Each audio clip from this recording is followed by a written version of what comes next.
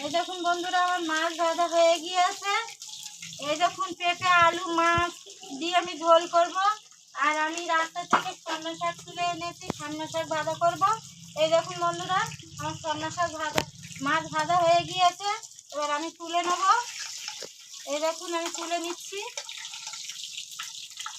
এই দেখুন আমার মাছ ভাজা কিরকম ভাজা হয়েছে। এই দেখুন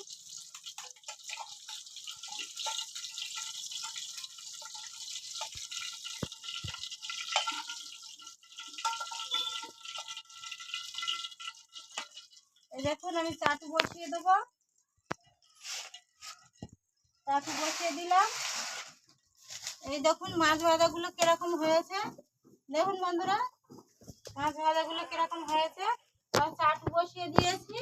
এবার দিয়ে দেবো শুকনো লঙ্কা।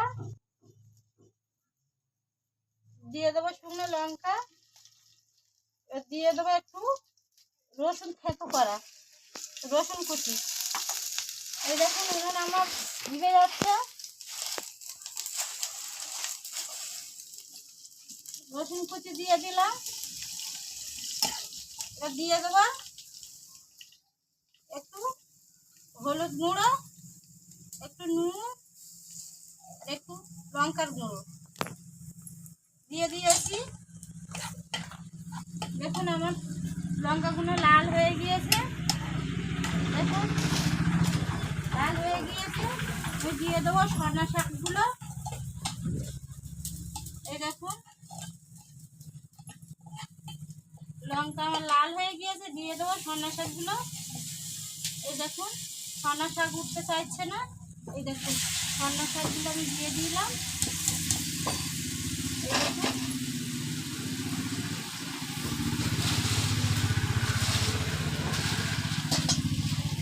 এই দেখুন সন্না শাকগুলো দিয়ে দিলাম।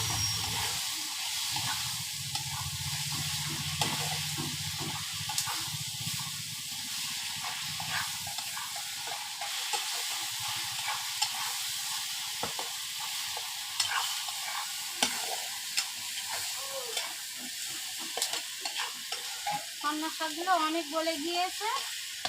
এই দেখুন আমি ঢেলে নেব। এই দেখুন বন্ধুরা, আমি ঢেলে নিয়েছি। সন্না শাকগুলো অনেক গলে গিয়েছে। এই দেখুন দেখুন সন্না শাকগুলো কিরকম গলে গিয়েছে।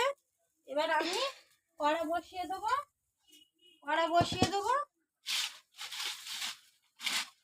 দিয়ে দেবো আজকে বাড়িতে সরষের তেল নেই তো দিয়ে দেবো সাদা তেল। এই দেখুন দিয়ে দিয়েছি সাদা তেল। দিয়ে দিয়েছি সাদা তেল। দিয়ে দেবো পেঁয়াজ কুচি। দিয়ে দেবো। এই দেখুন বন্ধুরা, এই দেখুন দিয়ে দিয়েছি সাদা তেল আর পেঁয়াজ কুচি।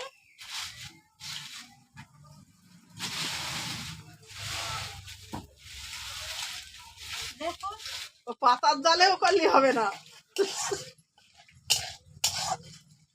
পাতার জালে নয়, কাঠের জালে কোথায় পাবো গ্যাসে। এই দেখুন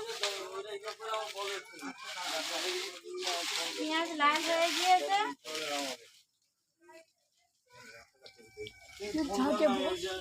দাঁড়া, এখন রান্না দেওয়া হচ্ছে।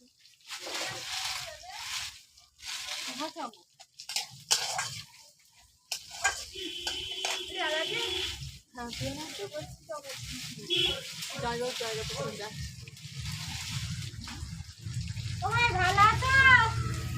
তোর মা ওই সব